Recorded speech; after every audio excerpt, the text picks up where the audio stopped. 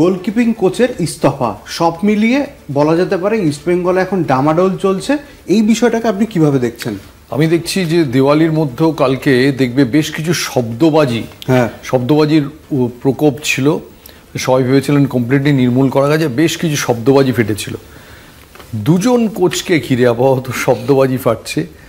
একজনের নাম তুমি যার কথা বলছো অস্কার ব্রুজো, আরেকজনের নাম আমরা তার আলোচনা করব, তিনি এখন অন্য গোলার্ধে রয়েছেন। প্রোগ্রামের পরের অংশে তার কথায় আসবো।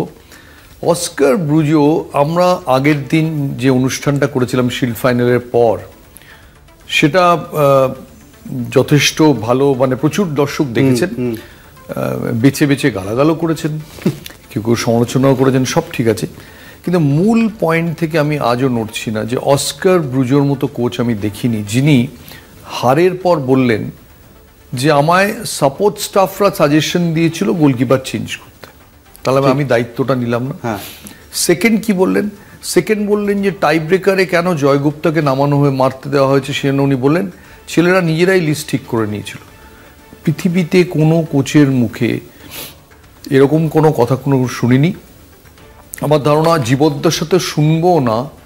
টাই ব্রেকারটা অলওয়েজ কোচরা আগে থেকে ঠিক করে রাখেন। টাই ব্রেকার এখন খেলার অংশ হয়ে গেছে। সো টাই ব্রেকার কারা মারবে প্রথম 1 থেকে 5 কোচদের ঠিক করা থাকে, এমনকি 6 থেকে 10ও ঠিক করা থাকে, আজকে থেকে নয়।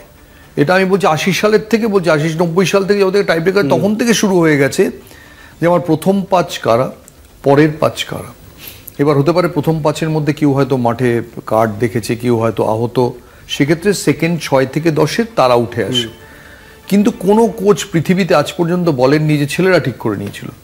ছেলেরা যদি সবই ঠিক করে নেয়, ছেলেরা যদি পরিবর্তন ঠিক করে নেয়, তাহলে তুমি কোচ কি করতে আসো? হেড কোচের মানে কি তাহলে? এই জন্যেই আমার মনে হয় যে আমার অস্কার ব্রুজোর ওপর ওর দুটো অনুষ্ঠানে আমি অ্যাঙ্কার করেছিলাম। আমার কাছ থেকে দেখে ওকে বেশ স্থিতধী মনে হচ্ছিল। ওটা বেশ জয় গোস্বামী যদি ফুটবল কোচ হতেন তাহলে তিনি অস্কার ব্রুজো হতেন, এরকম মনে হয়েছিল। কিন্তু এখন আমি যা দেখছি আশ্চর্য হয়ে যাচ্ছি যে এই হারের পর প্রথমত এতগুলো ভুল করেছেন। উনি বললেন যে জয়গুপ্তকে প্লেয়াররাই বেঁচেছে।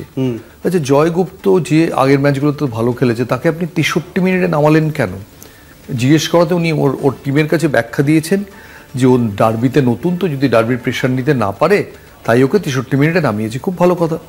যে ডার্বির প্রেশার নিতে না পারে বলে আপনি 63 মিনিটে নামালেন, তাকে টাই ব্রেকার মারতে দিলেন কেন? যখন ছেলেরা ঠিক করছিল আপনি বলতে পারতেন যে ওকে নামটা দিও না। আজকে একটা তালিকা ঠিক হয়ে সেটা রেফারিকে দেওয়া হয়, সেই তালিকাটা ক্যাপ্টেন ঠিক করে কোচের সঙ্গে কথা বলে।